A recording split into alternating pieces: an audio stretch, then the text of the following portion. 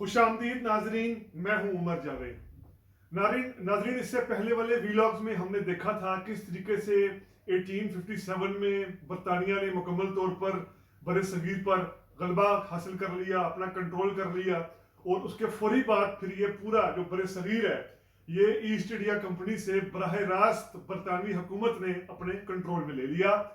اب اپنے کنٹرول میں لینے کے بعد بر صغیر میں سب سے اہم اور سب سے بڑی پالیسی فوری طور پر انگریزوں نے کیا بنائی؟ 1857 کی جو وار آف انڈیپینڈنس تھی، یا جس کو خود جو برطانوی مورخین ہے وہ میوٹنی کہتے ہیں، یعنی غدر کہتے ہیں، اس میوٹنی سے، اس وار آف انڈیپینڈنس سے انگریزوں نے سبق سیکھتے ہوئے سب سے بڑا سٹیپ جو اٹھایا وہ یہ کہ آرمی کی پالیسی میں، فوجی پالیسی کے اندر بہت بڑے لیول پر تبدیلی کی۔ اتنے بڑے لیول پر تبدیلی کی کہ 1947 تک یہ تبدیلی جو برطانیہ نے 1857 سے آنورڈز، 1858 کے آنورڈز کی تھی، 1947 تک رہی، بلکہ 1947 میں پاکستان اور ہندوستان، انڈیا آزادی لینے والا اور پاکستان قائم ہونے والا 1947 میں، ان دونوں ممالک کی جو فیڈرل سٹرکچر تھا، جو حکومتیں تھی، ان دونوں حکومتوں نے اسی آرمی کے دم پر، اسی سٹرکچر کے دم پر باقی علاقوں میں کنٹرول کیا۔ جو باقی یونٹس تھے جو ان فیڈریشنز کے ساتھ ان کا حصہ نہیں رہنا چاہتے تھے، ان پر کنٹرول کیا اسی سٹرکچر کو یوز کرتے ہوئے۔ تو اس سٹرکچر کو سمجھنا، اس آرمی کے سٹرکچر کو سمجھنا اس لیے ہمارے لیے بہت ضروری ہے۔ اب سب سے پہلے تو برطانیہ نے ایک بندوبست کیا، ایسا بندوبست کیا کہ جو جغرافیہ ہے، جو ایسٹ انڈیا کمپنی کے جو انڈین سپاہی تھے جنہوں نے میوٹنی کی تھی، بغاوت کی تھی، وہ ان کا تعلق جن علاقوں سے تھا، اس وقت کے جغرافیائی جن علاقوں سے تھا، ایک تو اس میں پیراڈائم شفٹ کیا کہ آرمی اب جو برٹش انڈیا نے یہاں پر لیے بنانی تھی، وہ اب جو ساؤتھ انڈیا کے علاقے تھے یا ایسٹرن پروونسز تھے، ان سے ہٹ کر وہ اب پنجاب اور نارتھ ویسٹ، اس وقت کا NWFP جو اس وقت پنجاب کا حصہ تھا، ان علاقوں پر جو ہے وہ اس نے شامل کر دی۔ جو نارتھ اس وقت کا نارتھ انڈیا کا آپ علاقہ کہہ لیں، جو آج پنجاب کے علاقے ہیں، یا آج جو KPK کے علاقے ہیں، یا آج جو ہزارہ بیلٹ اور اس طرح کے جو ریجن ہے، جو نارتھ آج پوٹوہار اور اس کے اطراف کے علاقے ہیں۔ سب سے بڑی تبدیلی جو ہے وہ یہ کی کہ اب یہاں پر جو ہے وہ آرمی کی ریکروٹمنٹ زیادہ تر ان علاقوں سے ہوگی۔ اس حوالے سے ایک تھیوری کوائن کی گئی، ایک تصور دیا گیا، اور اس تصور کو جو لارڈ رابرٹس آف کندھار بھی جن کو کہتے ہیں، 1885 کے بعد یہ یہاں کے انڈیا کے کمانڈر ان چیف رہے، انہوں نے ایک مارشل ریسز کا تصور دیا۔ وہ مارشل ریسز کا تصور کیا تھا؟ وہ یہ تھا کہ بر صغیر کے جغرافیہ کے اندر کئی علاقے ایسے ہیں جہاں کے فوجی، جہاں کے لوگ لڑ سکتے ہیں، جہاں کے لوگوں کی فوجی صلاحیتیں دوسرے علاقوں کے مقابلے میں زیادہ ہیں۔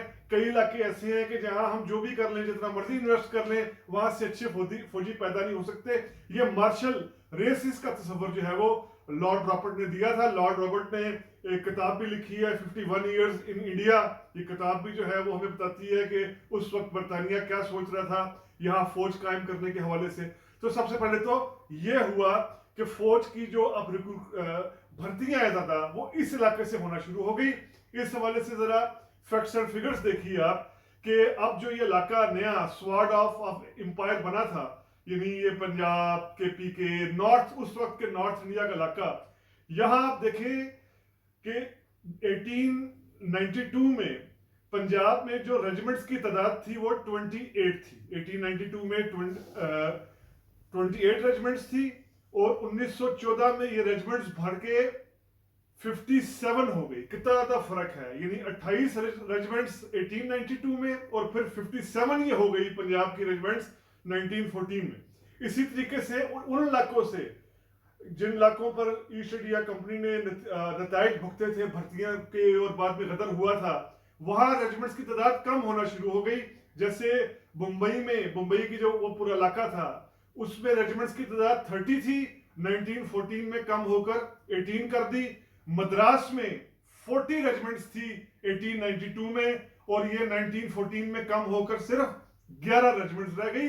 तो ये एक अहम पॉलिसी जो है बरतानिया ने मुतारिफ करवाई, और उसके साथ ये पॉलिसी दी मार्शल रेसिस के तस्वर के साथ साथ रिलीजियस बुनियादों पर, कैस्टिज्म की बुनियादों पर, जात पात की बुनियादों पर भी फौज में, और प्लस ये कि खानदानी नस्ब देखकर, खानदानी बैकग्राउंड देखकर भी फौज में लोगों को भर्ती किया गया. इस हवाले से कॉलोन J.M. वेकल्स का काम है, पंजाबी मुसलमान के नाम से उन्होंने किताब लिखी है, कि जिस तरह ये कहा गया कि पंजाब के मुसलमान, खास तौर पर ये जो नॉर्थ एरिया के मुसलमान हैं ये, और जो सिख्स हैं ये, इनको जो है वो फौज में ज़्यादा भर्ती किया जाए. इसके साथ साथ इन इलाकों पे खास तौर पर ये एक पॉलिसी के तहत ऐसा किया गया कि किसी किस्म की इंडस्ट्रियलाइजेशन ना हो. तालीम में ये इलाका बहुत पीछे था. अगर तालीम का हम सेंसस का सूरत हाल को देखें तो 1901 में इस इलाके में यानी पंजाब में, अब जब मैं उस वक्त का पंजाब कह रहा हूं तो जहन में रहना चाहिए कि उस वक्त का पंजाब, यानी अगर मैं 1901 का पंजाब कह रहा हूं तो आज का KPK भी, आज का पाकिस्तानी पंजाब, आज का इंडियन पंजाब, आज की इंडियन स्टेट्स हिमाचल, आज की इंडियन स्टेट हरियाणा, ये सब शामिल होकर, तो तब पंजाब में जो लिटरेसी रेट था इन इलाकों का, वो 1000 में से 64 लोग सिर्फ पढ़ना लिखना जानते थे, बुनियादी पढ़ना लिखना, नहीं सिर्फ ख्वांदा थे 1000 में से 64. जबकि यही हाल हम देखें मद्रास का तो वहां डबल था. मद्रास यानी साउथ इंडिया में जो तमिलनाडु का कैपिटल है, वहां डबल था. ये 128 यानी 1000 में से 128 बंदे वहां पढ़े हुए थे, और यहाँ 1000 में से 64 बंदे सिर्फ पढ़ाई लिखाई बुनियादी जो ख्वानगी होती है वो जानते थे. तो एक तो इलाका इंडस्ट्री में पीछे रह गया.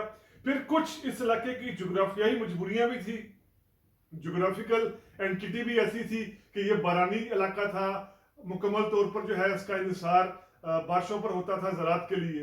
अच्छा, उसके बाद फिर जो है वो हमें ये नजर आती है लैंड पॉलिसी जो मुतारिफ करवाई गई, यानी जो फौज में भर्ती होंगे उनको लैंड दी जाएंगी, उनको रकबे दिए जाएंगे, इनामात लैंड की सूरत में इनामात दिए जाएंगे. ये 1865 में इस पॉलिसी का आगाज हुआ. 1917 में एक और बरतानिया ने तब्दीली ये मुतारिफ करवाई कि अब इंडियन आर्मी जो है वो रॉयल मिलिट्री एकेडमी जो है बरतानिया में, सैंडहर्स्ट जिसको कहते हैं, वहां सैंडहर्स्ट पर जाकर भी तरबियत का आगाज कर दिया गया. और ये सैंडहर्स्ट में तरबियत जो है ये 1947 तक की नहीं, बल्कि 1947 के बाद भी पाकिस्तान इंडिया की गवर्नमेंट अपने आला फौजी अफसरान को सैंडहर्स्ट भेजती रही है. तो 1917 में ये भी एक नई पॉलिसी हमारे सामने आई.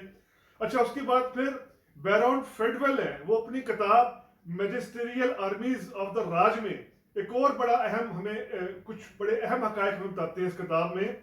वो बताते हैं कि खास तौर पर ये कोशिश की गई कि जो आर्मी है, जो आर्मी भर्ती की जा रही है यहाँ के मुकामी अफराद की, यहाँ के लोग, उनका यहाँ के जो मुकामी लोग हैं, जो गैर फौजी लोग हैं, उनके साथ किसी किस्म का राब्ता ना होने पाए.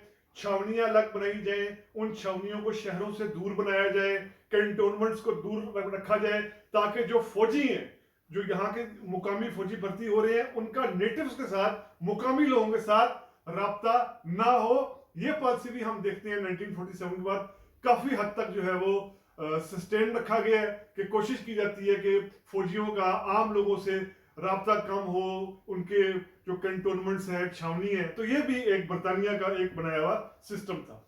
अब जो है वो सेकेंड वर्ल्ड वॉर में आप अगर देखें तो बरतानिया ने इस हद तक यहाँ पर बरतानवी अपने इंपीरियलिस्ट पॉलिसी के तहत यहाँ की फौज बढ़ा दी थी, वसाइल जो है वो झोंक दिए थे, कि कहा जाता है कि 1939 में 14 मिलियन रुपया उस वक्त का, यानी 14 मिलियन रुपया सर्व किया गया था सिर्फ इंडियन आर्मी की, यानी उस वक्त बड़े सगीर की जो आर्मी थी.